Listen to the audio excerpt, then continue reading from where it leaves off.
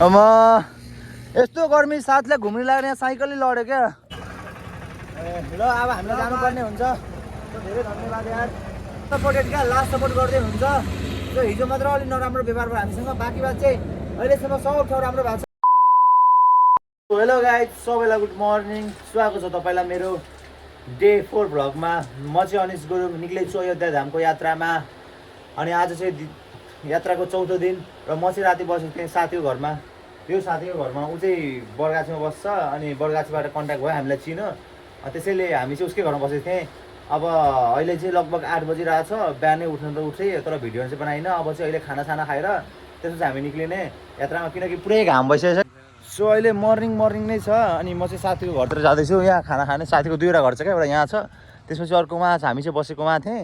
अनि यहाँ चाहिँ साथीको फ्यामिलीहरू बस्नुहुन्छ, अनि साथीको चाहिँ उता बस्छ क्या। अनि साथीसँगै सुत्दै थिएँ राति उतै। सो अहिले बिहान लगभग 8 बजिरहेको छ। टेम्परेचर अहिले पुगिसकेको छ 42 डिग्री सेल्सियस। आजको टेम्परेचर त लास्टै नभए पनि 50 डिग्री सेल्सियस हुन्छ होला। त्यो साथीको यो घर छ होइन, साथीको यहाँ घर, साथीको आमाहरू, आन्टीहरू, बुनुहरू। अनि यहाँ चाहिँ भात पखाल्ने। अनि सो आज हाम्रो खानामा दाल, अनि त्यसपछि आलु, अनि त्यसपछि के भन्छ भिन्डीको भुज्री छ। अनि त साथीहरू बसिरहेछ। आन्टी, यहाँ आन्टी हुनुहुन्छ। आन्टीको छोरा चाहिँ सेन्ट्रल मलमा काम गर्नुहुन्छ अरे। अब गएर यहाँबाट भेट्ने हो।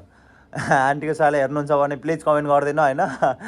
यहाँ म तपाईँकै घरमा छु, हामी तपाईँकै घरमा छु। रातिको बसाइ यहीँ बसेँ, अब यहीँ पनि खाना खान लगाएको। अब खाना खान्छु, त्यसपछि चाहिँ निक्लिने अब। सो अब खाना खाएर त्यसपछि भेटौँ न। रमाइलो भइरहेको छ है। जे बस सपोर्ट चाहिँ पाइरहेको छु। बिहारमा पनि यहाँसम्म नेपाली पाउँछ भनेर थाहा थिएन कि। सो यहाँसम्म सपोर्ट पाएँ। अब खाना खाएर त्यसपछि भेट्छु ल। सो खानासाना मजाले खाइयो, पेटभरि टन्न खाइयो, अनि जुत्ता पनि लगाइयो। घाम चाहिँ हेरेर यस्तो छ। अनि यहाँ चाहिँ साथी यसलाई पुरै रेडी गरेर छ, सबै सामानहरूले, जम्मै सामान जे छ। फेरि छुटेपछि तनाव हुन्छ, त्यसैले अब हामीलाई निक्लिनु पर्ने हुन्छ। त्यसपछि आन्टीहरूसँग थोरै फोटोसुट गर्छु, अनि त्यसपछि निक्लिन्छु म पनि। र अबलाई चाहिँ अब डाइरेक्ट म हाइवेमै गएर भेट्छु होला है। र सबैलाई अहिले चाहिँ अब हाइवेमा भेटौँ। ल आन्टी बाई बाई, टाटा। अब हामी जाने हुन्छ। अब आन्टीलाई बाई गरेर निक्लेछु है। यहाँ आन्टी, यहाँ बहिनी, आन्टी बाई बाई, बहिनी बाई थिएन हामी पनि। अब हामीलाई पनि जाने हुन्छ। ल हामी आउँछु आन्टी, नेक्स्ट टाइम फेरि आउँछु। ल हामी अब निक्ले, आन्टीलाई बाई गरेर। लास्ट सपोर्ट गर्नुभयो आन्टीले, खाना खुवाउनु भयो 2 टाइम, बेलुका सुत्ने ठाउँ दिनुभयो। जे बस रमाइलो भयो, खुसी लाग्यो। बिहारमा पनि आएर यस्तो सपोर्ट पाइरहेको छु। अब जाँदैछु, अनि हाइवेमा जानुपर्ने। हाइवे यहाँबाट 4 किलोमिटर टाढो छ, अनि हामीलाई हाइवे पुग्नुपर्ने। त्यसैले अब हाइवे पुगौँ अनि भिडियो बन्छ ल। अहिले चाहिँ मोबाइलमा चार्ज छैन, भिडियो मोबाइलमा चार्ज पनि हाल्नुपर्ने। अब हाइवेमा पुगेपछि भिडियो बन्छ। र सबैलाई अहिले जो हामी यहाँ हाइवे आइसक्यौँ। यो हाइवे जुन हाइवे हिँड्दैछौँ हामी, त्यो हाइवे आइसक्यौँ। अब साथीहरू पनि यही छ। अब जाने राउन्ड त यसो एक हाल्नु। ल अब हामीलाई जानुपर्ने हुन्छ। धेरै धन्यवाद यार, यति सपोर्ट गर्नलाई। हुन्थ्यो धेरै सपोर्ट गर्नलाई भाइ पनि यार। सो लास्ट भयो खुसी। यहाँ आएर पनि यति टाढा पनि यस्तो सपोर्ट पाएपछि अरू के चाहियो र होइन। अब हामीलाई निक्लिनु पर्ने हुन्छ। ल यार बाई यार, बाई भाइ लोग्मी बाई। जय श्रीराम बोलिजे। जय श्रीराम, जय श्रीराम। ल जाऊँ, निक्ल्यौँ हामी। ल बाई। अब हामी निक्लिनु पर्ने हुन्छ यहाँबाट। कन्टिन्यू अब जानुपर्ने हामीलाई 450 किलोमिटर। तर हामी त्यति जाँदैनौँ। आज चाहिँ धेरै नहिँड्ने क्या। घाम आज टेम्परेचर अहिले पुगिसक्यो लगभग 45 डिग्री सेल्सियस अहिले पुगिसक्यो। नबजेको घाम यस्तो हो क्या, तनाव भइरहेको छ। त्यसैले धेरै नजाने, बिसाउँदै जाने, रेस्ट गर्दै जाने। साथी पछाडि नै छुट्यो यार। अब जाम अगाडि के हुन्छ नयाँ कुरा देखाउँदै जाउँला। अब अहिले चाहिँ कन्टिन्यू अगाडि बढिरहेको छु। सो सबैलाई जय श्रीराम। अब यस्तो गर्मी साथलाई घुम्न लाग्ने साइकलले लड्यो क्या। लास्ट गाह्रो अम्म। ओए सम्झिन्छस् नि? ठिक छस्? दैट साला के भयो भनेको त म। गर्मीले टाउको घुमेर साथीको साइकलबाट अचानकै लड्यो यार गाइज। तनाव। बिस्तारै बिस्तारै, अगाडि त अगाडि। ठिक छ अहिले? गाह्रो यार, यस्तो टेम्परेचर 50 डिग्री। मिस्टेक हो गया, टेम्परेचर 50 डिग्री छ क्या। अब म यहाँ हेर्नु न, पसिना मेरो जिउको, मेरो अनुहारको हाल हेर्नु त यस्तो। अनि यसलाई हल्का चक्कर आएर चाहिँ लड्यो क्या। गाह्रो यार, गाह्रो लास्ट गाह्रो। बढिरहेको छु। सो म चाहिँ मुजफ्फरपुर होइन मुजफ्फरपुर जाँदैछु। मधुबनी जिल्ला पार गरेर पार भएको छैन, मधुबनी जिल्लाको इन्डमा आइसकेँ। अघिदेखि नै लगभग हिँडे हामीले 20 किलोमिटर पार गरिसकेँ। यस्तो घाममा 20 किलोमिटर पार गरिसकेँ। अब जाँदैछु अगाडि, कहाँसम्म जाने हो के फिक्स छैन, तर बढ्दैछु कन्टिन्यू। सो बढ्दै जाम। लास्ट गर्मी भएर त्यसपछि यहाँ मन्दिर भेटेछ। कुन श्रीरामकै मन्दिर भेटेछ। त्यसरी मन्दिरमै एकछिन अब रेस्ट गरेर अब जिराएर, किनकि लास्ट टेम्परेचर लास्ट हाई छ बिहारको 50 डिग्री सेल्सियससम्म पुगेछ। त्यसैले अब यहाँ मजाले एकछिन बस्ने, रेस्ट गर्ने, त्यसपछि निक्लिने। कालो मान्छे उता छ डह्रो लड्यो यार, टाउको घुमेको थियो। फेरि गाली हेर न, गाली गर्छु म, सिधा गाली गर्छु यसलाई। के भन्नु अब, साथीहरू यस्तै हो। लास्ट तनाव छ, लास्ट तनाव। त्यसैले अब एकछिन रेस्ट गरेर त्यसपछि निक्लिनु पर्ने हुन्छ हामीले। सो जय श्रीराम। अब निक्लिन्छु, त्यति बेला चाहिँ भिडियो बनाउँछु। अहिलेलाई चाहिँ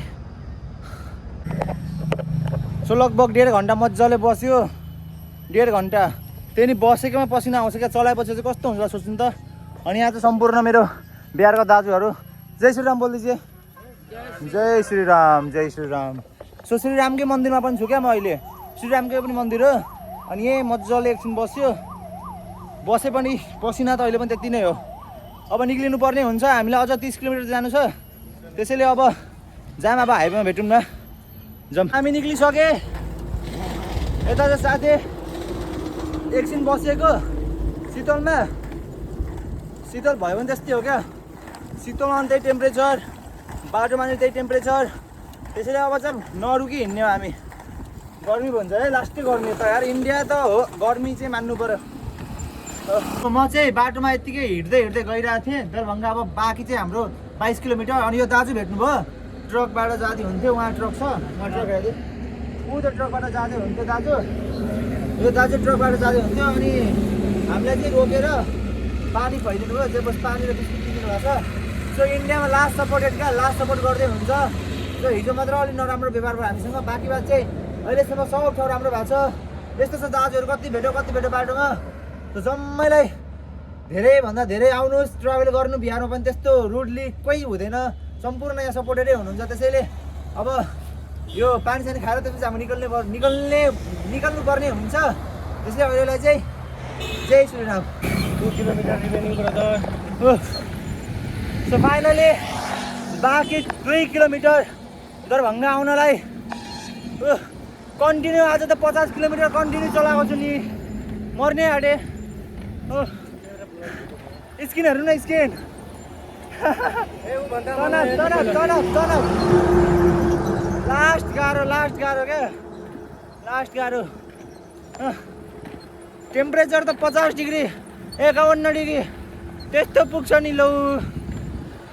त्यसैले म चाहिँ आज दरभङ्गामै बस्छु।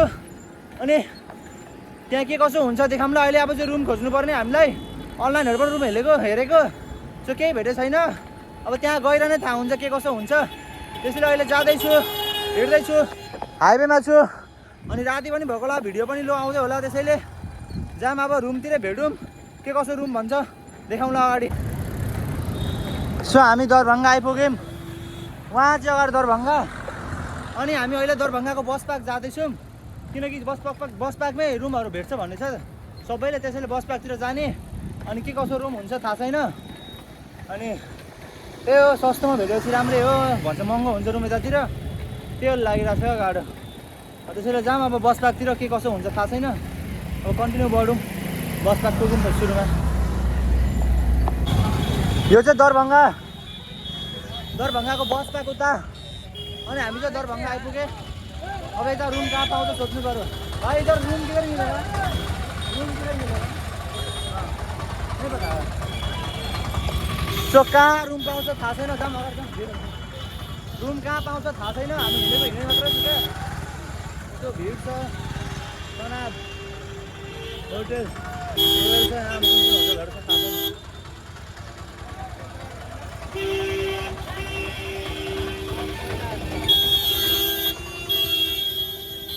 पुरै क्राउड क्या इन्डियाको क्राउडै डेन्जर हो। धन्न हानेन यार। ओ यहीँ होटल छ यार, सोधौँ न यहाँ है। सो यहाँ एउटा होटल छ रोयल होटल, के गर्नु यहाँ जानु त गाइज? जाम त सोधौँ न प्राइस के कसो हो। यहाँ होटल छ, ऊ त्यहाँ होटल छ, जाम त जाम आइज। सो होटल जाम के कति प्राइस भन्छ, प्राइस मिल्यो भने बस्छु, नत्र भए त अब अर्को पनि प्राइस खोज्नै पर्यो। यता यता कलकत्ती लो बजेटको छ। यो चाहिँ रोयल होटल क्या, उता कुरा गरौँ न आइज आइज। सो हामीलाई रुम भेटिसक्यो, रुम चाहिँ भयङ्कर छ क्या आजको रुम चाहिँ। हेर्नु पैसा पनि लिएको छ तर चाहिँ होस् 800 रुपियाँ। रुम चाहिँ बबाल छ आजको। ल हाम्रो सामानहरू यत्तिकै छ यता होइन, सरीभरि मैले चाहिँ उता लुगासुगा सब फाल्थेँ। अब चाहिँ हामीलाई म नुहाइ पनि सकेँ, फ्रेस पनि भइसकेँ। अब चाहिँ खानासाना खाएर त्यसमा सुत्ने हुन्छ। सो यति हो आजको भ्लग चाहिँ, यति हो। सबैलाई जय श्रीराम, जय नेपाल।